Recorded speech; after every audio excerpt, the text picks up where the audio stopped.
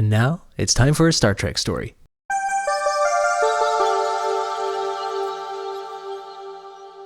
You know, Aaron, we have been going down a podcast journey with this podcast.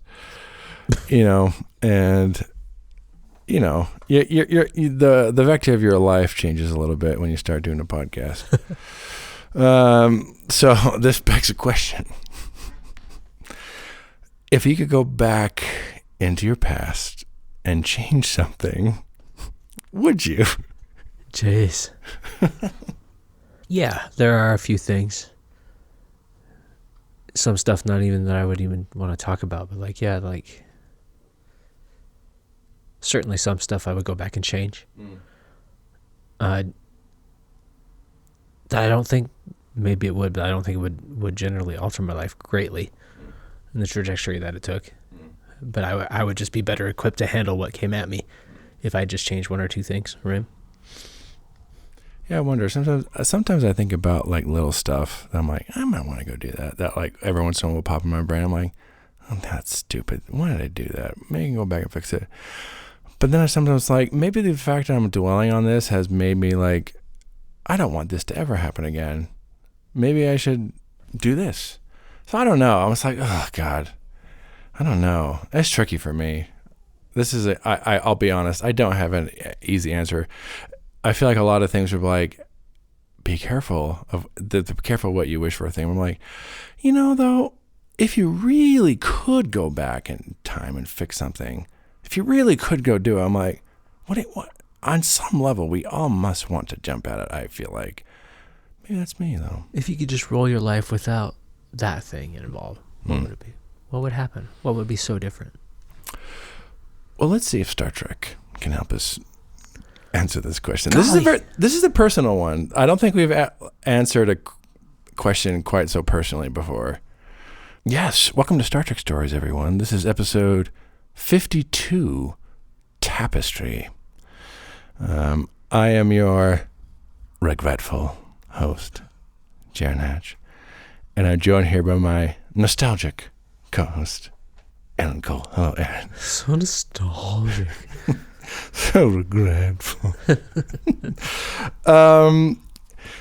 Yes, we are continuing on our look at Deep Space Nine and the end of TNG. This is the second episode in our little Q-fer that we've been doing. Last time we watched Q-less, where our good friends Mindy and Q paid us a visit on Deep Space Nine. It's a tragic shame that Mindy is not here right now, sitting with us, also watching this episode. It's a damn shame that they're not here. Such a shame. See, her aura is just so strong. Oh, the spirit of Mindy resonates strongly with us. So yes, last time we watched Q-less, and now for this second part of our Q-fer, we have, of course, a returning guest with us. At this point, almost needs no introduction. Our very good friend Jake Barnes is back with us. The very lovely Jake Barnes is back with us on the show. Yay! Yeah. I got a very lovely. Very lovely. Very lovely. Thank you. Thank you, Jake. That was a very lovely intro. You've been on so many times with us, and so like we were just actually talking before the podcast. It's like you've been on so many times with us. At this point, it's like we got a vibe going. Yeah. Yeah. Oh, there's a vibe. Oh, I feel it. Especially from Aaron. I see you. You're getting a vibe from me? Oh, yeah. Oh, daddy. For those who are new to the podcast, Jake is one of our nearest and dearest friends, and former official member of the Boys House. You have been on watching all the TNG Q episodes with us, Jake. Last time you were on, we watched True Q. True Q. And I think we all more or less agreed that was middle of the road Q, but we all liked it, and I feel like we had a good conversation around that one. Yeah, I enjoyed that one, but excuse me. I think we did come to the consensus that it was very middle of the road. Middle of the road. It was not the top or the bottom shelf. So we've been through a lot with Q. And now we've reached our penultimate TNG Q episode, Jake. Q-tip. That's the name of this one. Q-tip. Behind the scenes, Michael Pillar was like, we could call this Q-tip, you know. And then they were like, no, I can't. Maybe we should get rid of the coupon titles. That was the one that sent him over the edge? This is the one. Not Deja Q? No, not that one. No, I think we said Deja Q is one of the better ones. That's pretty good. What's the best I think we said Hide and Q was the Hide and worst. Q. Like, yeah, that one doesn't rhyme. No. Doesn't pun. It doesn't pun. It's just Hide and Q. Hide and Q? It's a game. Oh, okay, I guess. Cat and Q. Q and Seek? I asked this question to Mindy last time, and this is our little Q first, so it seems appropriate to ask you as well. We've been watching all these Q episodes. In terms of what you like about Q or the episodes, what do you look forward to most in a Q episode? Very specifically the exchanges between Picard and John Delancey, Q. I think I look forward to those the most. But just the general feeling that he brings to every episode. I think that they're all heightened. They all make a big impact. A lot of the Q episodes end up being on people's lists of best episodes. Mm-hmm. And I think with that comes with Q comes what's the word? Gravitas. Mm-hmm. There is a heightened sense of the entire world when he's on. Would you consider yourself more of a Q the character fan, or would you consider yourself more a Q the episode fan? I think you can kind of look at the Q stuff in kind of two ways. Liking Q/John Delancey, or if you like kind of the episodes and what they represent. Definitely Q. Yeah. I lean a lot more towards Q the character than the episodes, because some of the episodes just are kind of like the Robin Hood one, for example. It's just, I'm not going to say it's a bad episode. It's an enjoyable episode. Silly nonsense. It's silly nonsense. Yeah, it might be appropriate. But I still love Q in it. I still enjoy Q in it. But it's not necessarily the stories now. Is there a Q episode you would like to have seen? Or is there anything more in general you wish they had explored with Q? Yeah, I think this got brought up. I forget which episode it was, but there's like a subconscious or a subtext that's always there of Q being afraid of humanity's potential. And being an all-knowing being, he already knows where they're going. Yeah. And there are times where they touch on it, and you can see little glimpses of, oh, fuck, humans are headed towards something astronomical, like something much bigger than we could ever anticipate. I want more of that. Because I think the more you explore those ideas, the more they'll manifest in a way, you know? Just even put the idea into your head. Yeah. It puts the imagination into your head to right. think about. It has to start somewhere. So to plant that seed as a possibility of the future of humanity, where we all end up as, I don't know, gods or something. Yeah. I love that. And I wish that those conversations had gone farther. Why is Q afraid? Yeah. Because now it's just become like he's idly fucking with them when he feels like he has a crush on Picard. All these things that we kind of laugh at and joke about. Yeah. Oh.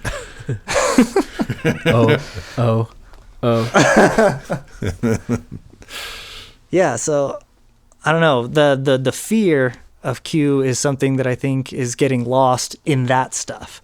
The snarky comments, even though it's enjoyable to watch on screen, I want to see that conversation. Real quick before we get on with this episode, coming to our question from earlier, we were talking about Q. this omnipotent being. If you could go back into your past, Jake, if some omnipotent being came to you and gave you a chance to change your past, do you think you would go do it? It seems the thing that stops us from doing it is the potential that it would fuck things up. So, I think if there were assurances somehow, if there were somehow a guarantee that nothing else is going to be fucked up in your world except that thing you go fix. Yeah.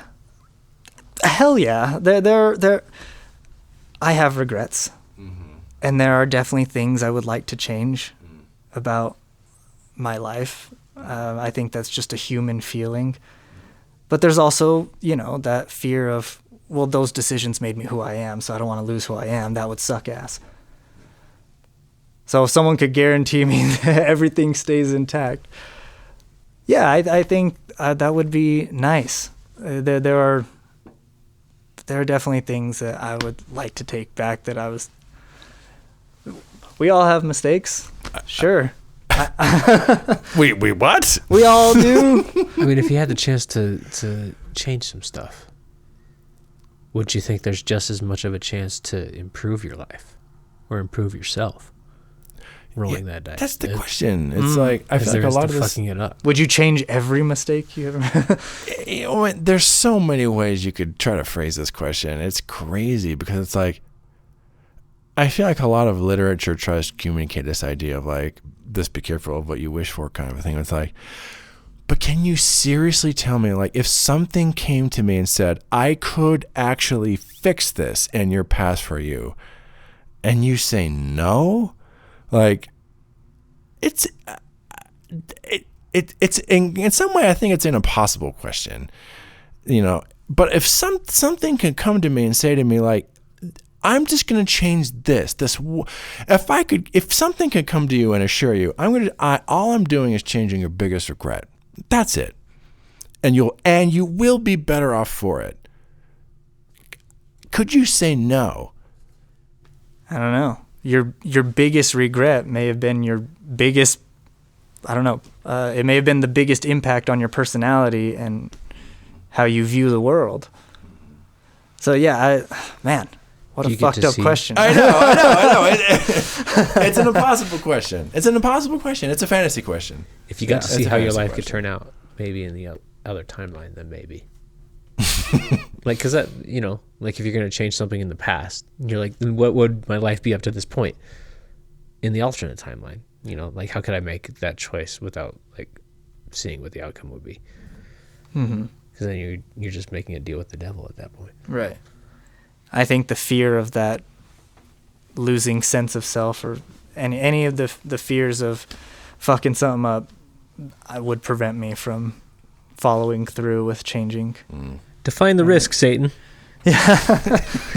I need to know cost benefit. I need ratios here. Yes, we are watching Tapestry. This premiered February 15th, 1993. This is basically a week actually after the Q-less episode we watched. Actually, in real time.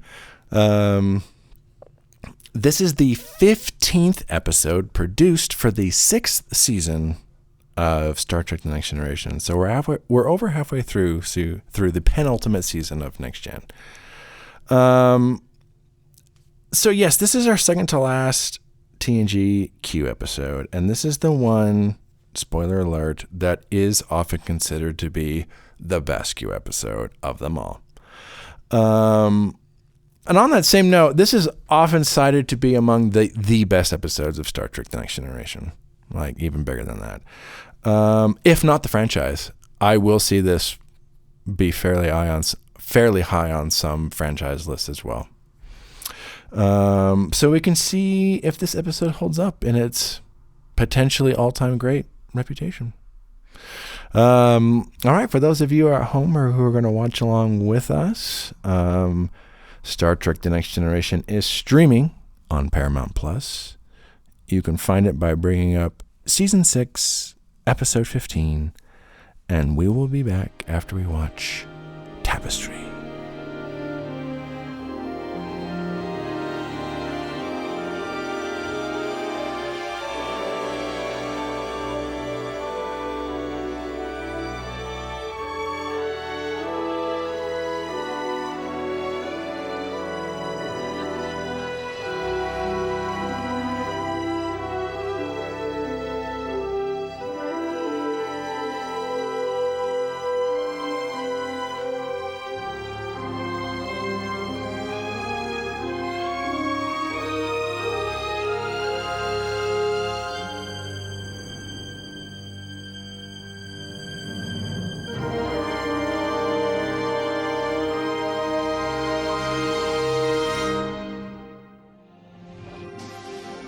I gave you something most mortals never experience.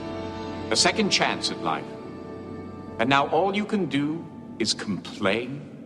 I can't live out my days as that person. That man is bereft of passion and imagination. That is not who I am. Au contraire. He's the person you wanted to be. One who was less arrogant and undisciplined in his youth. One who was less like me. The Jean-Luc Picard you wanted to be, the one who did not fight the Nausicaan, had quite a different career from the one you remember. That Picard never had a brush with death, never came face to face with his own mortality, never realized how fragile life is or how important each moment must be. So his life never came into focus.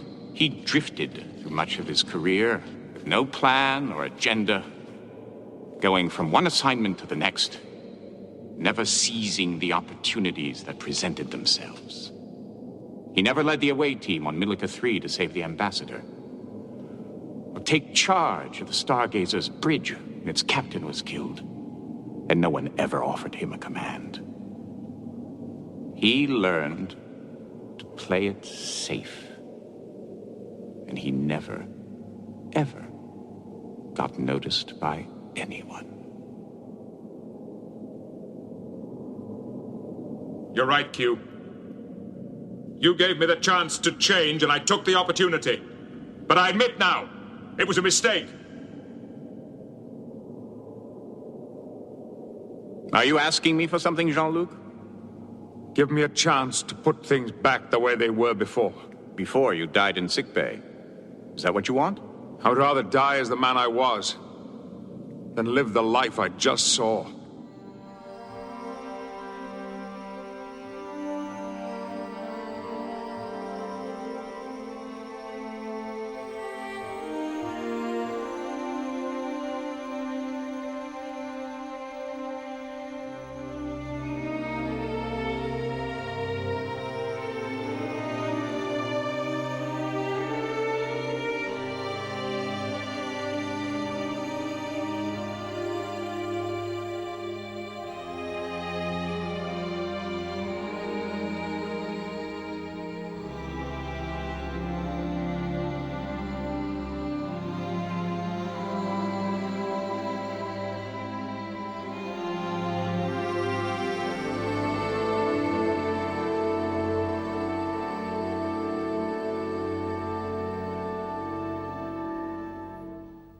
Yes, we just got done watching Tapestry.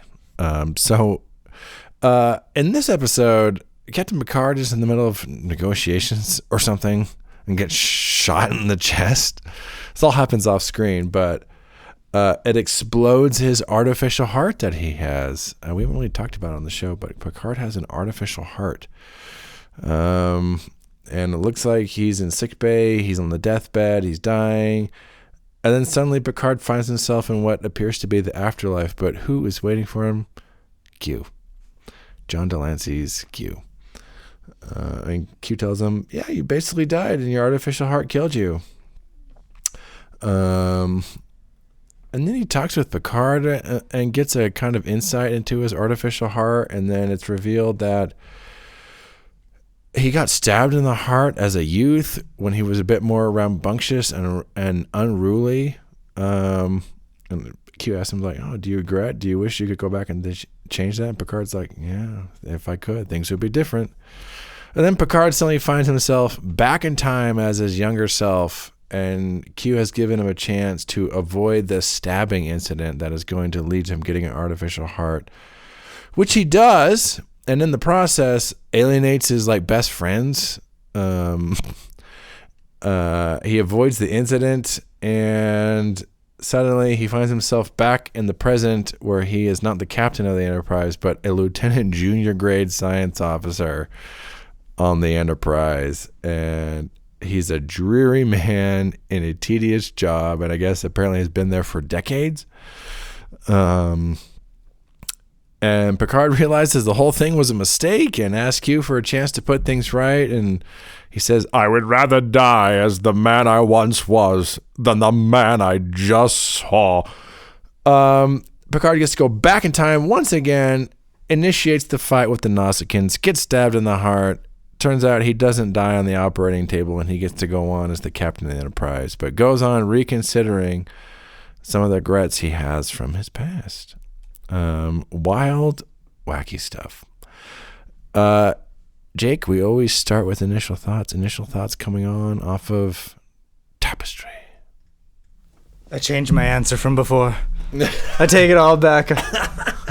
You can't regret anything. Don't change anything. No. And that's, if I've learned anything from A Christmas Carol, I mean, if I've learned anything from It's a Wonderful Life, if I've learned anything from Star Trek, it's that you can't change these things. They make you who you are. Okay. They make you who you are. Nautican, I'm so sorry, Nauticans. I want to live. Q, I want to live. Especially you. Don't stab me through the heart, please. Merry Christmas, you old sick bay. Merry Christmas, you old chief engineering. Merry Christmas, you old Enterprise D. Well, hey, look, I got $50. That's got to be worth something, though. Beverly, where's my crew? Beverly. Don Knotch in the guest appearance. Oh my God! I ruined my entire history. Yeah. Oh my God! All right, take it all back. On that note, I would say it's certainly impactful. It's hard for it not to be. I feel like it does hit you with like a 1-2 punch. Oh yeah. Aaron, initial thoughts coming on off of Tapestry. Q powers. Speaking of Q powers, he slipped into that moment between life and death. Caught Picard there is like tried to create this fiction of like, hey, this is the afterlife. You're gonna spend eternity with me, which is ridiculous. Mm-hmm. Probably just nothing. I don't know, but like, it's so funny that Picard ends up just going along with the whole thing. The Q farce. That is an interesting element to this episode. I feel like I just didn't get talked about enough, is the fact that Picard just kind of goes along with all this. He's from the get-go. He's like, this is not the afterlife. This is not real. No. Okay, the only way I'm going to get through it is just to play the game. Yeah. I think this episode, on a technical level, is incredibly strong. Like, acting, writing, filming. I don't really have notes. I think there's what's interesting to talk about is almost on a purely thematic level. But tell me if I'm wrong. Do you guys think that if there's anything else, like technically, I feel like this is a great episode that brings up a lot of questions. What do you guys think? Yeah, brings up a lot of feelings and thoughts, for sure. It is an achievement, to be sure. It's also A Christmas Carol and all those things fix it too. Yeah. Yep. Yep. Yeah. Simpsons did it. They did. Yep. It. I like this episode very, very much. It's although we were able to find other stories that have a similar theme. There's a reason that theme is popular. It's one of the most human things I think we can discuss, our mistakes and how they define us and what we do with that information, whether we learn from it, whether we don't. It will all have a ripple effect in some degree in making us who we are and who we will become. So yeah, I think it's a story that will always resonate any generation as long as the human species is speciesing. I agree. I feel like everyone on some level could relate to something about this episode. Even at the base level, it's like, I wish I could go back and change this. You know, and the nature of like the mistakes I'll use in quotes is, I feel like very relatable. Like, you know, I feel like we could relate to some degree on this kind of regret that Picard is feeling. I think good sci-fi pulls that universal truth just in general, because some of the literal aspects of the story we can't relate to on a personal level. Like, I've never been to space or things like that, but we know pain, we know loss.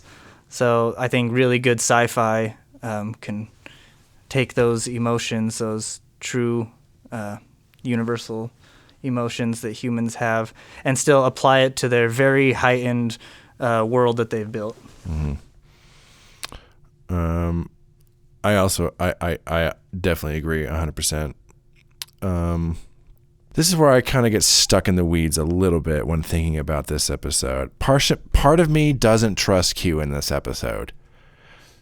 And part of this situation feels a little extreme to me.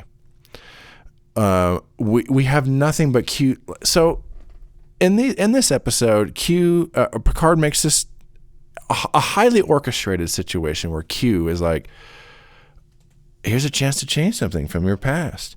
And it's Q who really presents him a very specific scenario. And Picard takes some of his present day knowledge and it's like, oh, if I were me, I would do this now. And then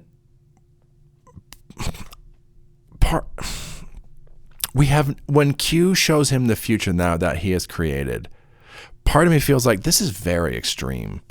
A lieutenant junior grade is one rank above an ensign. And so we have to assume that this incident held Picard back so much that he only got promoted once during like a 50-year Starfleet career. It feels a little extreme to me. I'm like, would this set him back that much? That equaled that. Right? That because of that one thing, I get what the episode is trying to say. So much of your past makes you who you are. But we also kind of have to go on faith that Q's analysis that if you don't make this mistake, you will never learn this lesson. Like, I take some exception with that. I take some exception with the idea that you have to learn some lessons by mistakes. Can you learn lessons from that? Absolutely. And that's the best thing you can do with mistakes. I'm just not entirely confident that Picard in 50 years would never have learned to get his life together after this incident. It feels a little cheap to me, but I'm curious as to what you guys, I'm like, are you telling me this whole thing set him back 50 years in development? Like, he got promoted once in 50 years? Like, in a military rank structure, just for the passage of time you don't even have to do that much to get promoted. And we're just like, this set him back so much that he only got promoted once. It just feels extreme and it feels a little bit of a cheat, but that's me. And I'm wondering what you guys think about this. Yeah, I didn't consider that fully as I was watching it, but now that you mention it, yeah, I mean, Q is just showing him what Q wants to show him. I mean, what if him going back and making that decision actually led to a better life? What if Q showed him a life that actually worked out to his benefit to have avoided that situation? The only reason he wants his life to go back is because the future ends up being shitty. Yeah. But that's from Q's doing. Mm-hmm. Maybe. Mm-hmm. So yeah, I hadn't thought of that point, but I agree. That trickster part comes in, and you always have to question. You even question if he even died, really. Yeah. Or was that just Q fucking with him? Yeah. Yeah. I have my skeptic brain comes on during this. I'm like, wait a fucking minute, though. Wait a minute. If I take all this at face value, sure. But why should I take you, Q, at face value? Well, and then they also make it seem it's such a negative thing to be just a guy doing his job. Just a guy doing his job. Which yeah, is the life experience of most people who've ever lived. Yeah, it seems, and it kind of in a way looks down on people that are shy, because there's that whole conversation that he has with Riker that you don't stand out, you're not outgoing, you don't take risks. And it's like, why necessarily do we cherish those traits over others? Yeah. What does that say about? Because those traits are of people who get shit done. Generally. I'm just gonna throw that out there. I would risk takers. I do agree, and I because you could read this as is he trying to say something about Picard's future in particular in terms of living up to Picard's potential, or is this a living up to a general human potential? Because part of my question marks come from this episode doesn't even try to show that there's anything potentially positive about the other Picard future. It only portrays it right as something negative. Are we to assume that then this guy has done nothing? What about this Picard? What happens if we lose this Picard? Are we saying this Picard literally has nothing to contribute? That Picard sticks with Starfleet too? He doesn't have any other dreams or aspirations? Yeah. Right. Well, and it's also implying that if you change anything in your past, your life will automatically suck. It's going to be worse than what it is now, apparently. It's all bad. It's like how we think about AI right now. It's going to destroy humanity. No. You change one little thing about the past, it's going to destroy your whole future. No. What if it made it exponentially better? Yeah, what if what if I can fly now? That's one thing I think Everything Everywhere All at Once explores really well. It's the I'm so glad I changed that one thing. I solved world hunger because that one thing. Yeah, it presumes a lot, I feel like. But even though I like generally what this episode. Yes. Because here's where I'm coming from.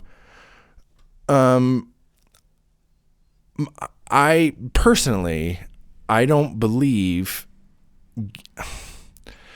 I am personally someone who does not believe in free will. I think on some level everything is a variation of soft determinism because of X, Y, and Z and all these factors that go into creating you. You don't have as much control over this as you think you do. And in some way, whatever you were going to do was always going to happen on some level. So on that level, I personally agree that the idea of I could have done differently. Personally, I don't think anyone could have ever done differently ever. I just if you could have done differently, you probably would have. I have no reason to think anyone would do anything differently. However, if an omnipotent being comes to me, it's if knowing what you know now, you could go back and change things. I'm that's different. That's different. And I do know things now. And I feel like I've gone through some stuff. I'm on some level, I have learned a lot through what I've gone through. However, not every lesson I have ever learned has been because of the mistake I made. Some of the lessons I have learned is because I, in fact, did the right thing and saw that I did the right thing and that I should keep doing the right thing. And this episode kind of presumes is that Picard in that situation would not have learned that lesson. It presumes that he learns the lesson because it is a mistake. And I take some exception to that. I think Picard certainly learned something from this mistake. But I'm hesitant to say that Picard wouldn't have learned a similar lesson from the same thing. He did the right thing in the right scenario. You do learn from that. You do learn from that. As much as people say is mistake is the greatest teacher, I'm I think also success is a fairly good teacher. Call me crazy. It also has the level of mistake, which is very, what's the word? I don't know. This whole thing screams a parable, like we were talking about last week. Secular Bible stories. Yeah, it's just a very higher lesson being told here to us. Mm-hmm. He's stabbed through the heart because of his mistake. That's not just any mistake. It's a mistake that truly alters the course of the rest of his life, right? So it's talking about those big moments, right? Not just a the huge moments. Yeah. And we only have Q. Picard survives at the end of this, but he didn't think he was going to. Again, I feel like there's some Q manipulation going on here, because like, imagine if Picard doesn't survive at the end of this. Imagine if that blue shirt Picard, if he had imagine if the scenario was Picard would have died in that scenario as the captain of the Enterprise, but could have kept on living as a blue shirt. And it's like, if we're going with the idea that you don't know what life is going to give you and you learn through living, that blue shirt Picard still has opportunities to learn from living, whereas the other Picard doesn't. I just feel like there's so many questions that this episode brings up. Well, in our reality, we don't have the all-knowing beings to guide us through this situation. So I think the theme of this, what they're trying to get at, what all stories similar to this are getting at, is that the past is unchangeable, and it's something that we have to come to terms with if we have made mistakes, because we can't do anything about it in terms of changing the past. So I think we come up with these sorts of stories to help us cope with that kind of existential dread of not being able to go back and change it, because we can't.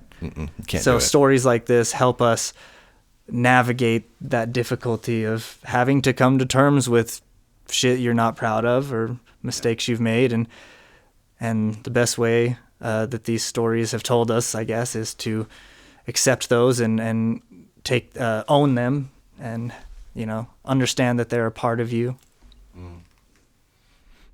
I think I absolutely agree with you. This is the kind of episode you almost need to watch with if I may invent a term, like a grain of metaphor. I like that. Like, I feel like this episode works really strong on a metaphorical, allegorical level, in the fact that like you literally can't change your past, and so to focus dwelling on it is futile. Your past may be the very thing that stoking your fire of your present and your future. I mean, right? Yeah. literally. That's. Oh yeah. I don't think any of us could say otherwise. We are absolutely a product of our past, And if I could go back and change something, I would most certainly be a different Jaron than I am now. It'd be hard to say that would be the different from all of us, but part of me is just like, but who's to say I actually couldn't be a better Jaron if there were. I feel like on some level there are things you could change that would make you better, and there are things that you could change that would make you worse.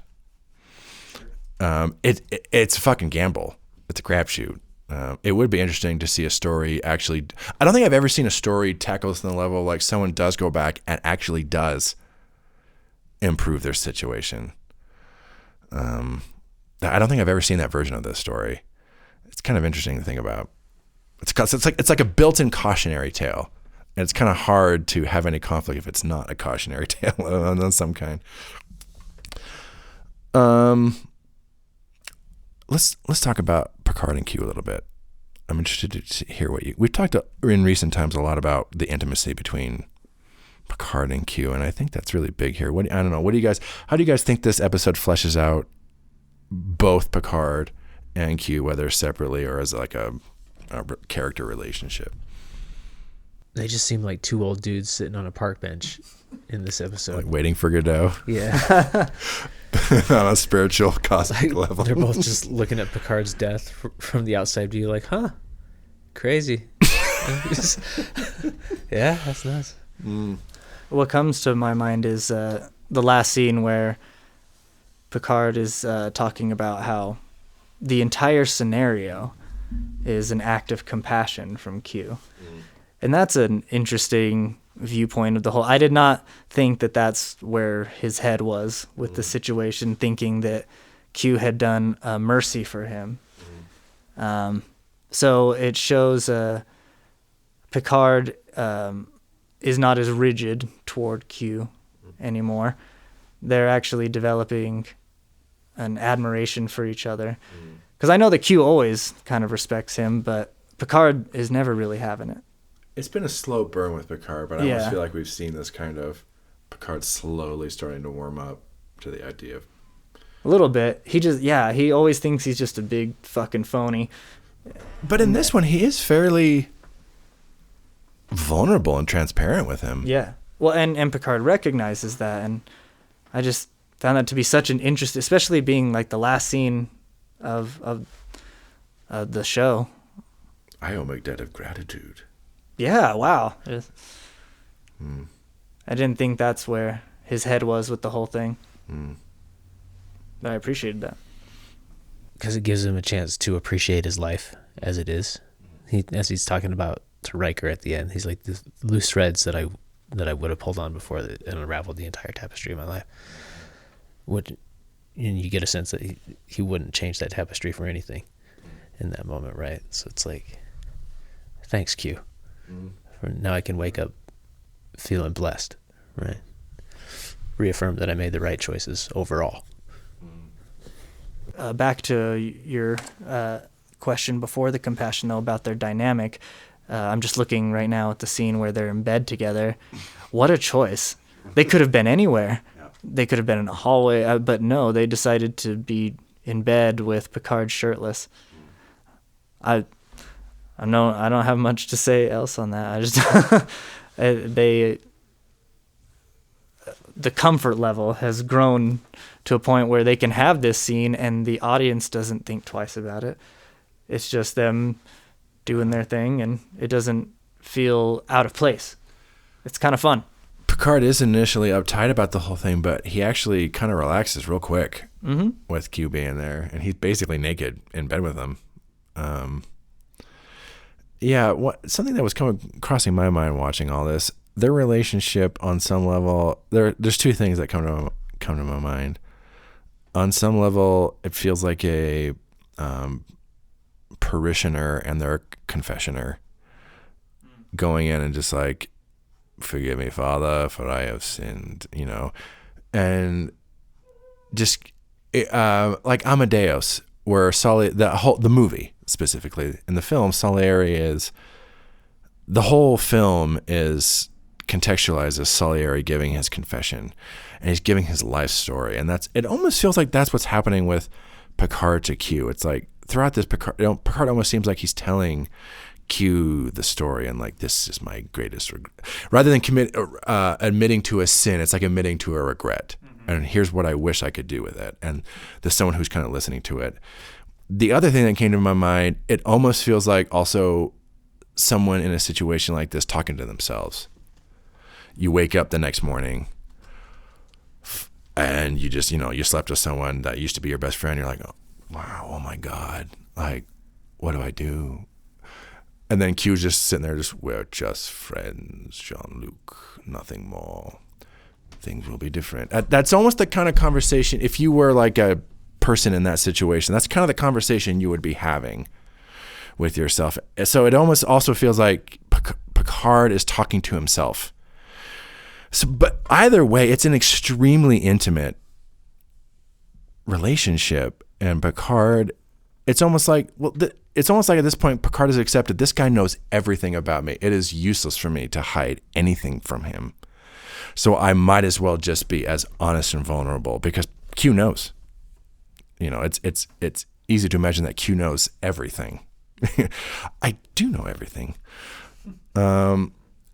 So it's very interesting. There is a very intimate kind of quality to it, and in some ways it almost just feels like Picard having a moment to himself that Q is enabling, rather than him actually having this moment with Q. It's like Q knows all of this, and he knows exactly what's going to happen. It's just Picard who doesn't know. It's very interesting.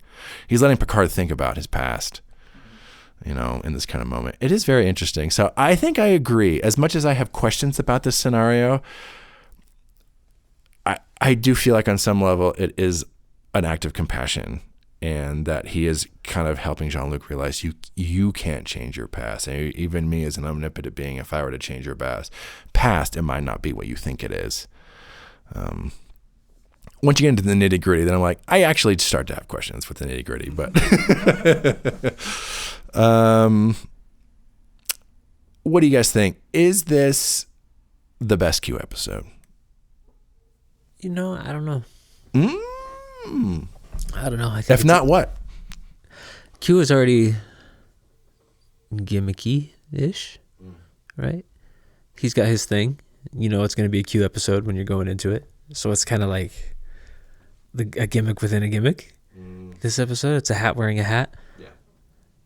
So I wouldn't put it as the best. I would agree with you. I think for me, it's an episode that works in spite of that, but I do agree with you. It still works. Yeah.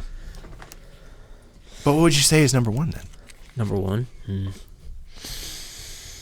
Is it Deja Q? I think that's what we all had agreed on was the best up until this point. No, it's that Robin Hood one. That's the Robin Hood one. I think, Deja Q. We got our point. Okay, Deja Q, what do you think, Jake? Is this the best one or? Wow. Yeah, for me it is. And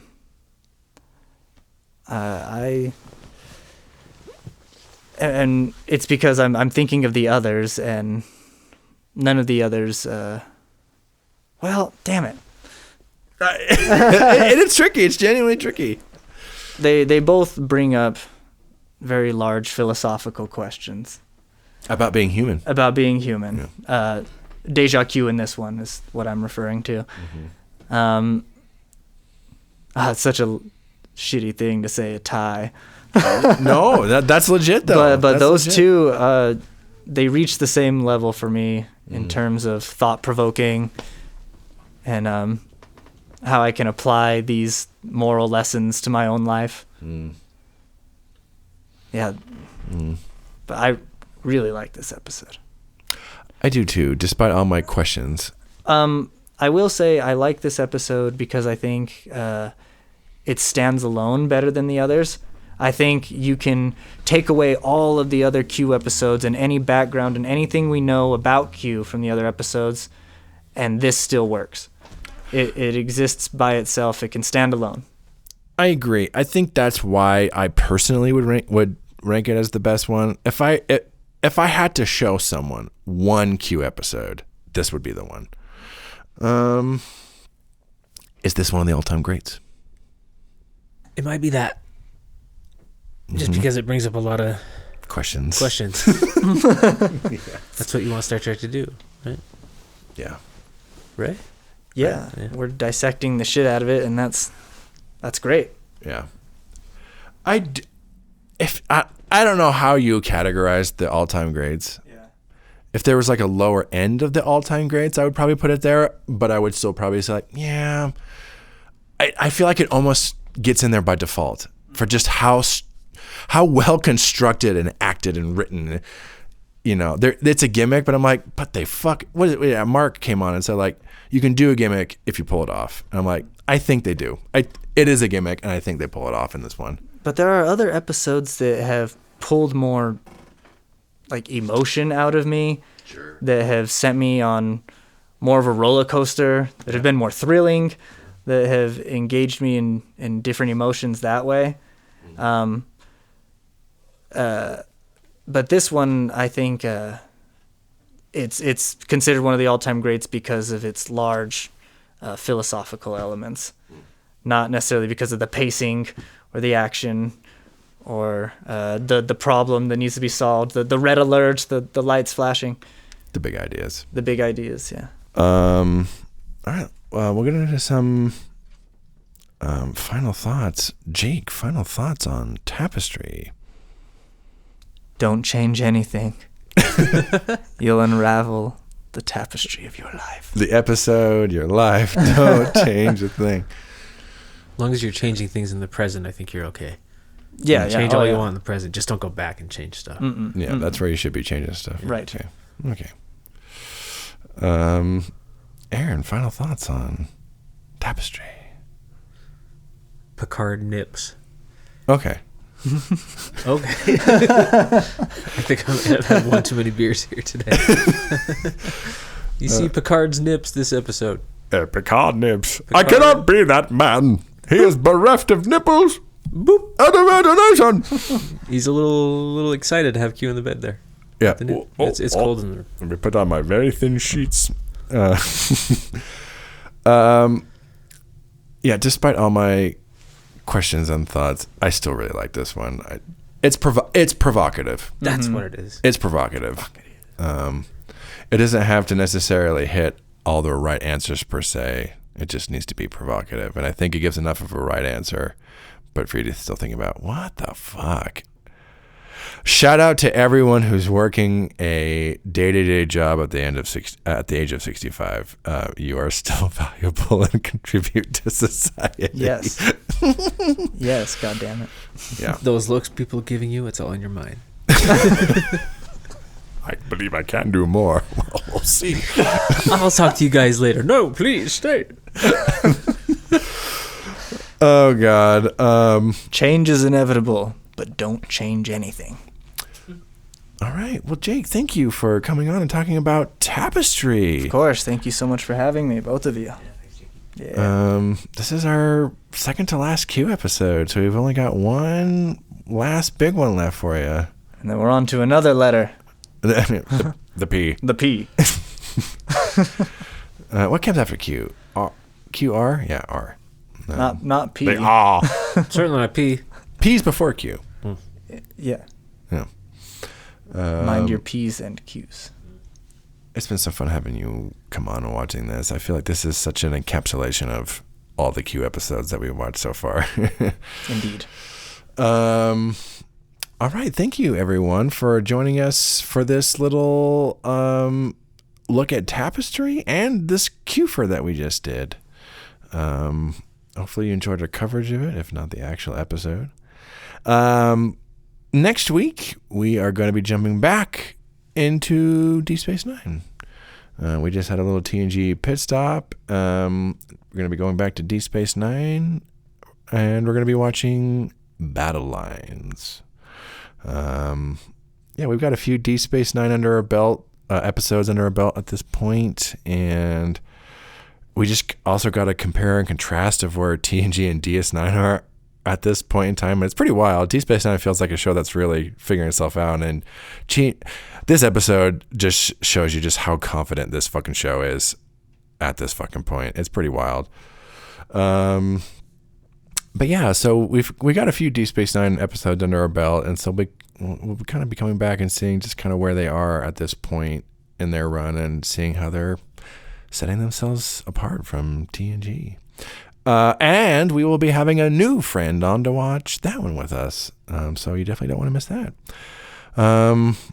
Awesome. Thank you, everyone. Thank you once again, Jake. Thank you. Yeah, thank you. Thank you, podcast people. Thank you, Dozens. Always a pleasure. And thank you, as always, Aaron. Thanks, Jaron.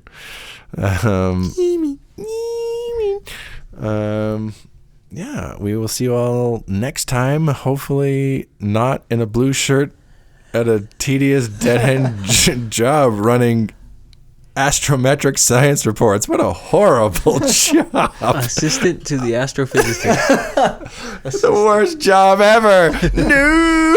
Not assistant astrophysicist. Assistant to the assistant of astrophysics. I can't imagine a worse fate. Fuck science. Good night, everyone.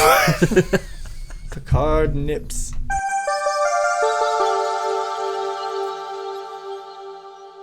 Thanks for listening.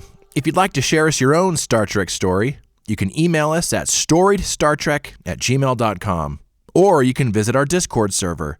You can find us by clicking on the link in the show description.